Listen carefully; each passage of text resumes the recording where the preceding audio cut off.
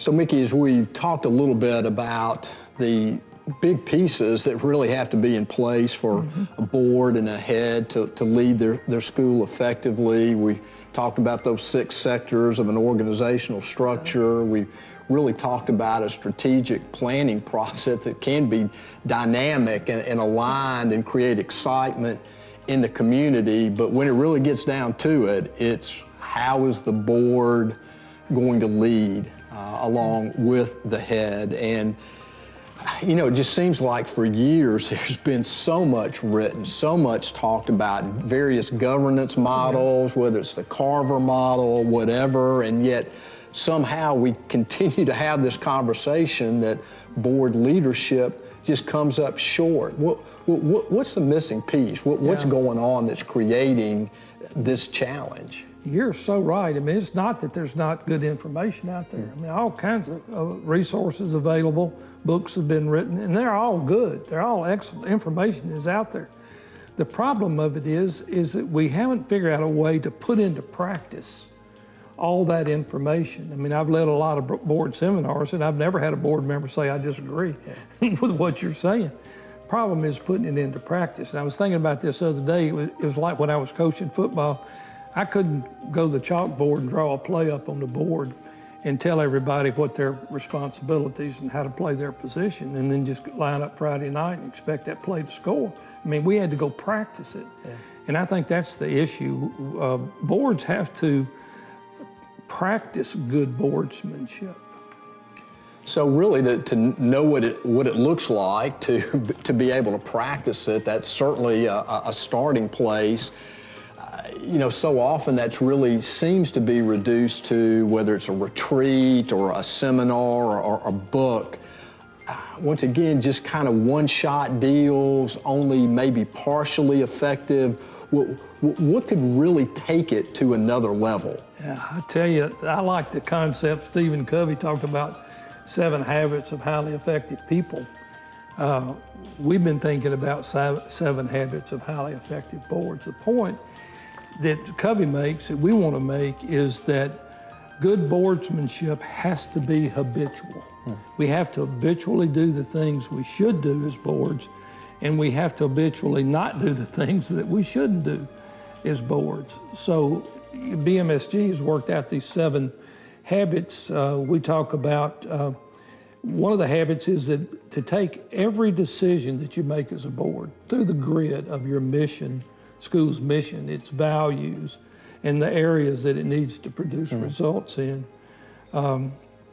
Be very intentional in praying for the school employees. That's a spiritual dynamic that board members that can make so much difference in the life of the school. Then board members that habitually build trust between the board and the school's leadership team. That paves the way for good decisions. And then if the boards habitually focus their attention on the welfare of the institution and allow the administrators, give the administrators freedom to focus on the welfare of the students. And then here's one that's just a habit that has to be followed without fail, and that is the Matthew 18 principle.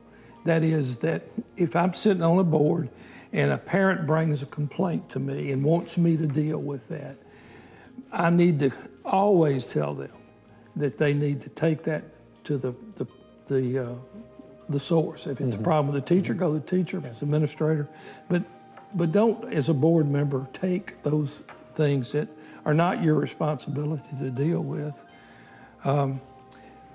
Then obviously a habit of every effective board is that they have a very careful process of how they select, how they recruit, identify potential board members, then how they orient them and teach them the values and the operational procedures that we know work in our board, how we give them our protocols. And then what could make, well, probably the most important habit, in my opinion, is that the board members see themselves as builders of the capacity of the school, that they really are engaged in in helping bring in resources for the school in terms of enrollment, financial support, that kind of thing. So 7 habits of highly effective boards can make the difference. Yeah.